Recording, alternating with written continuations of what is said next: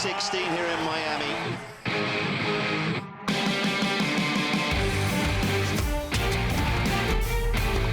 Oh my goodness. This is high octane. Oh, he's vaporized their forehand. That is majestic. Oh, a titanic tussle. Absolute gem. That is ludicrous. Yeah, that's power. Go big or go home. A warm welcome to the Miami Open. A treat for tennis fans lies in store today. We'll have all 8 remaining singles matches with Novak Djokovic and Roger Federer headlining a blockbuster lineup that also includes the British #1. Kyle Edmund is played 2-1-2 without dropping a set in the Magic City this week. He's got his eyes on a 3rd Masters 1000 quarterfinal. We're in the Sunshine State of Florida as the Masters 1000 series continues on the eastern seaboard. And here's our order of play on Tuesday at the all-new Miami Open.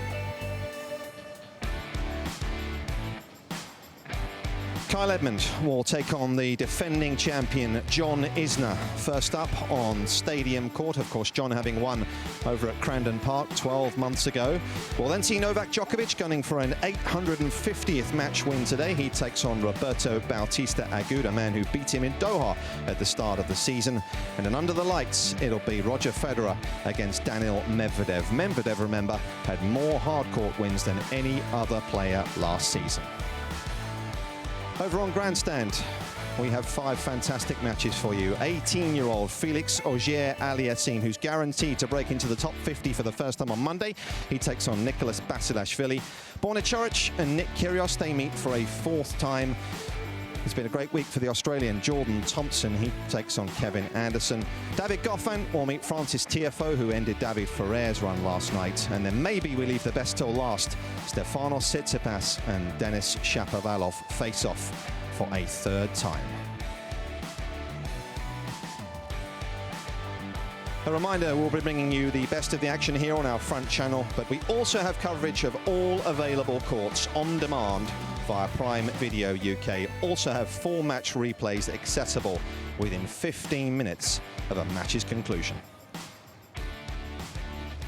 A warm welcome inside the Hard Rock Stadium once again. 96 players have been whistled down to 16. I'm Nick Lester alongside Mark Petchey. It really is an embarrassment of riches out there this afternoon. But our early focus today will be firmly on the British #1. Have a big game. I've always had a big game.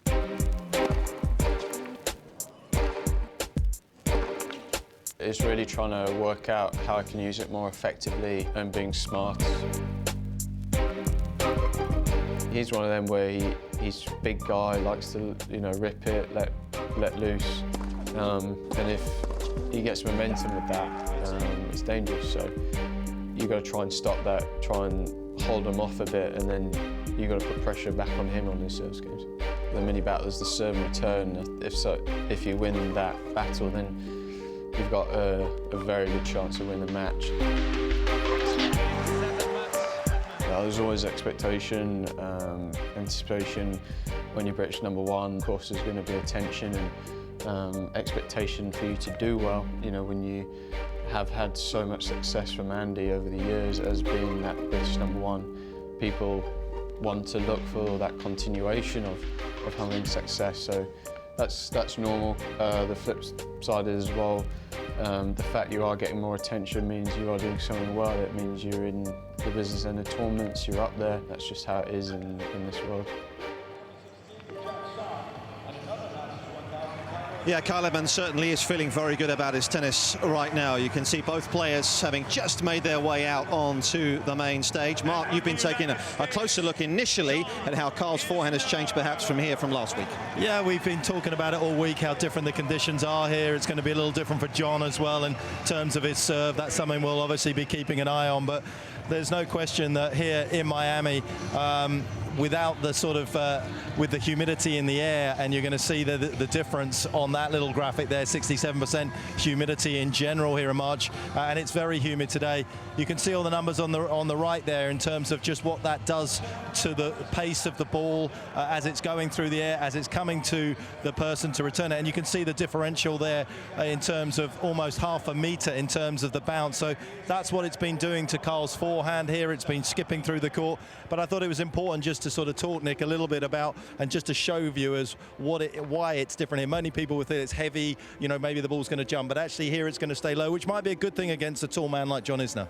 Yeah, and because of that, of course, Carl has had to adapt a little bit. He did that very well in the previous round, but you've also been looking at the position he's had to stand up against these big guys. Yeah, and you know, all the big guys, you know, they make you adjust, and that's one of the hardest things about playing somebody like John Isner. I was actually chatting to Carl and Mark Hilton, his coach, just in the corridor, and they actually practiced with John already this week, which is a good thing because it's a very unique serve, and Carl was talking about the return and obviously what he needs to do. And if you take a look at what Carl has had to do against players 6'4" and over, he has to shift about a meter further back. Why does he do that? Because that gives him a chance to hit the ball at the same height as his overall return position. So that's what a big server does to you. Obviously, what you also have to then factor in is he's got to try and get depth from that further back position to try and hurry John Isner. Isner's backhand here has almost been invisible, and that is something that Carl's obviously got to try and find. The other thing, obviously, is a bit of a carbon copy in terms of who he's playing, but Milos Raonic in the previous round plays a totally different style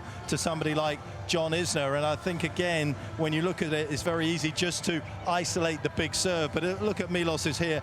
You can see the green sort of patch around the service box. That's because he serves and volleys a lot more. You can see John quite happy to ply his trade laterally in the backhand corner, trying to get that forehand into play. The slower conditions allow the tall American actually to keep his backhand fairly quiet here. So that, as you said absolutely correctly, Nick, Kyle also has looked to attack the big guy's forehands. He did that against Raonic superbly, didn't he? He did, and I think it's fair to say, Patch, I don't know what you think, John hasn't quite been at the top of his game this week. Obviously a little bit of extra pressure as defending champion, maybe? I think a little bit of extra pressure. I actually wonder if the courts are almost too slow for him. Although he's finding his forehand, it's not giving him anything. So I just wonder that. It's actually quite nice to stand in, Nick, isn't it? We get a feel for what John Isner feels like serving. We're just about at his height up here. But I do wonder whether it's actually a little bit too slow on that backhand side for him to get the ball through the court. So it's been a bit sort of gritty. Carl actually looked very comfortable when I was chatting him today. I think he's looking forward to the challenge. He knows that he's playing well. You know, definitely got a great chance. Is he good enough here to win today, do you think? Yes, I do. I really do think he's good enough to win. I think that obviously a lot of it will come down to how well he serves rather than just about the return. Looking forward to it. Carl could make a return to the top 20 if he can win today as well. So plenty on the line. We'll find out how he goes. Let's join Sam Smith and Robbie Koenig. Thank you very much. Yes, it's a perfect day here, hot and humid, clear skies. And we are in the stadium that is within a stadium at the Miami Gardens Center. We've been here now just under a week. Players have had plenty of time to get used to all the facilities, all the places that they like to hang out. Third visit for Isner to the stadium. For Kyle, it's his first. Although he did warm up here this morning. John Isner to serve. Find a seat quickly, please. Players are ready. Thank you.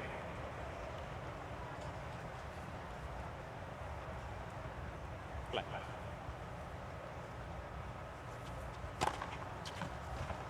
Lifting lock.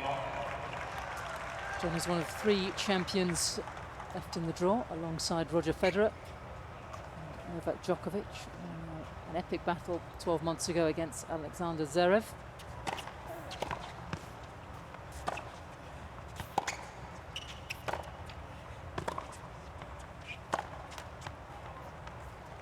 I was interested out here. They were actually both practicing a couple of hours ago on the stadium court. And Kyle was hitting with Mark Hilton, his coach, who is a left-hander. I was very surprised that he didn't get a right-hander to warm up with out here, particularly when you've got such a big server coming at you.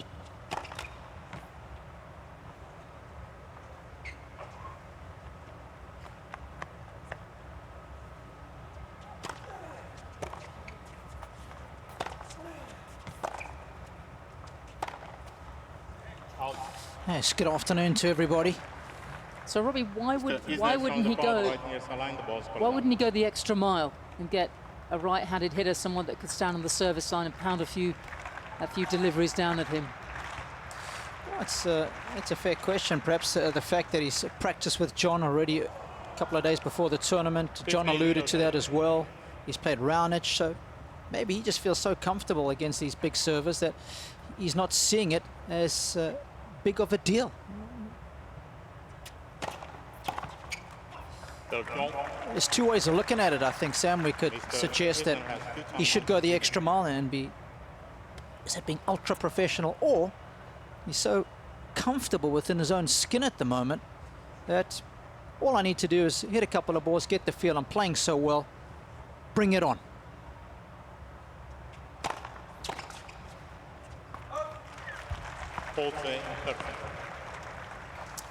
John began his defence against Italian qualifier Lorenzo Sonego.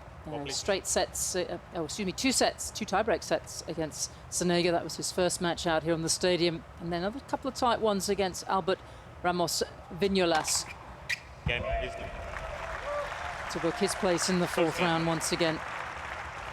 A nice, comfortable opener for the top American. He's had a sort of a mixed year, a lot of first-round losses to other Americans at the start of the season, to Taylor Fritz and Riley Opelka, but he's got himself going the last few weeks in a fourth-round berth at Indian Wells, losing in the end to Karen Hashanoff. For Edmund, almost 10 years younger than his opponent today. He has played very well here. Out on court one against Ivashka, 3-2, and then excellent win on grandstand a couple of days ago against, as you mentioned, Robbie, Milos Raonic, the 12th seed.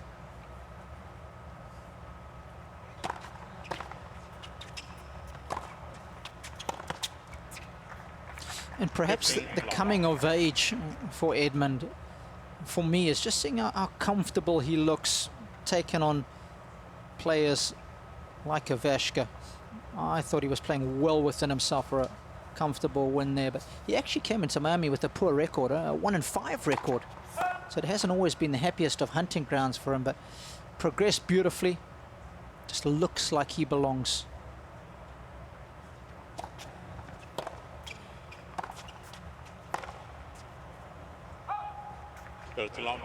Yes, in a way,